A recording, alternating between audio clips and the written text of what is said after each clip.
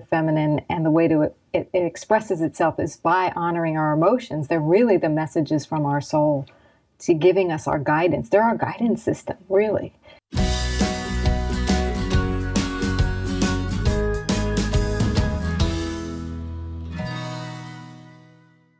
John, you once wrote that we are more androgynous than we've ever been before.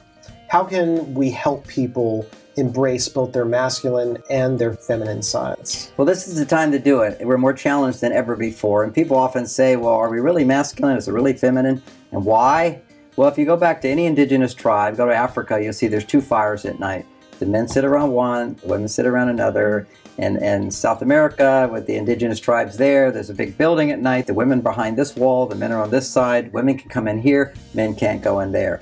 I mean, there's all kinds of gender rules that we've grown up with for civilizations and history and so forth. So why was there this division? Well, one is for survival. It was the best partnership for survival. And then we have biology, and we have differences in our biology. But something has happened today that goes beyond men are from Mars, women are from Venus, is androgyny. We have access as spiritual beings. The spirit is androgynous. And when we're much more aware of our connection to the divine, to spirit, to our sense of wholeness, to our sense of I want to be all that I can be, develop my full potential, however you want to say it, that gives women more access, and women have more access to their masculine. Men have more access to their feminine. So men are spending more time with their children, wanting relationships, wanting monogamy, wanting romance. Men are drawn in that direction more than ever before. And women are drawn to, I want a career, I want to make a difference in the world, and I want to express myself that way. So what we can do is to have an understanding there still is, men are not just men, women are not just women, but we both have a male and female side inside. And under stress, women will tend to go to their masculine side. And under stress, men tend to go to their female side. And this is what we're observing. And so when women are stressed out, they're saying, oh, I have to do this, I have to do this, I have to do this. Well, all that doing is their male side. It's hard to come back to their female.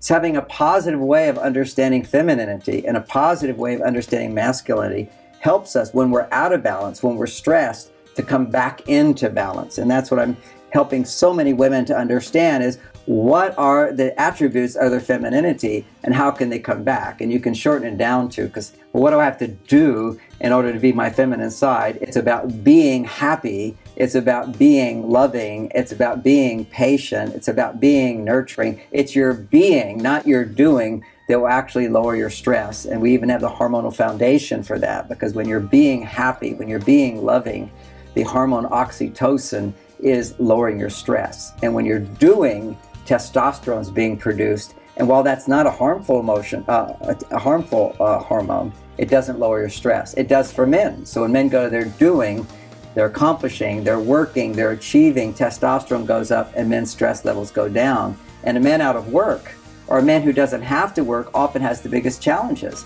because he can just do whatever he feels like doing. He ends up being an alcoholic, he ends up wasting his life, and he never earned anything, and he gets depressed. So we have to recognize what's happening today with this new freedom to be masculine and feminine.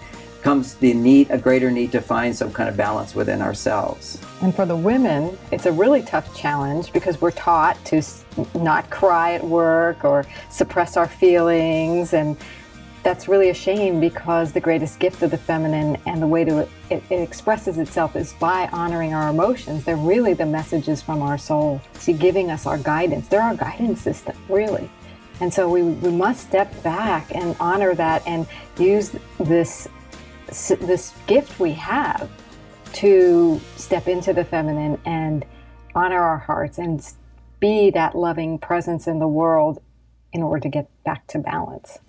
I work a lot with balance for myself in my own life and in my work. And another way I like to look at it, in addition to what both of you are saying, is the holistic and the linear. That kind of all-encompassing, big picture, holistic way that women normally operate. I know there have been a lot of studies done on this in science of how women's brains see the big picture and work holistically, and men are more linear, step by step. And being able to access both when needed, whether it's a linear approach to our feelings or a linear approach to being productive, that talks about that and brings that in, or the holistic way of doing that and adding that on to the being doing. To me, it can be very useful. I think when we identify greatness and creativity, there's always a combination of those two forces together. So it's not like it's never been this way and now it's all new. There's always been people who achieve great things or were wonderful people. They were often a balance of these two energies. It's just it's so accessible today, and we've created a society that creates a greater sense of encouragement and safety for women to go to their male side, for men to go to their female side, to get in touch with their feelings and where they want to go with their feelings and follow your bliss, you know. But I know a lot of men follow their bliss and it's the money they'll miss. We have to find both sides and nurture both sides. So neither side is wrong, but either side becomes a problem when it's too much of one side and not the other. I think you've said this, but really honoring both and seeing both as positives and as benefits. I know as a woman, I've often looked at things like, kind of like what you were saying, Laura, that if I, allow my feminine side to show and I get upset or I get emotional about something, I have to hide that. It's something that I shouldn't be proud of. That's not a part of who I am. But really, it is something. It is a part of who I am as a woman. And honoring those things and respecting them has to be part of the process. So as we're talking here about combining masculinity and femininity, as women embrace both sides of themselves, they don't need to ask for validation or permission. Just embrace whatever works at that moment.